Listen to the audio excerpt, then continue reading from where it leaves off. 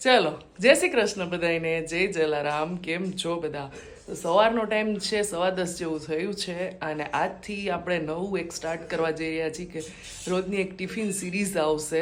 અહીંયા વીકમાં 2 થી 3 વાર તો અપલોડ કરી જ દઈશ. રોજની ઈચ્છા છે પણ ખબર નહીં, જેવું અંશુબેનનું શિડ્યુલ હશે એ પ્રમાણે.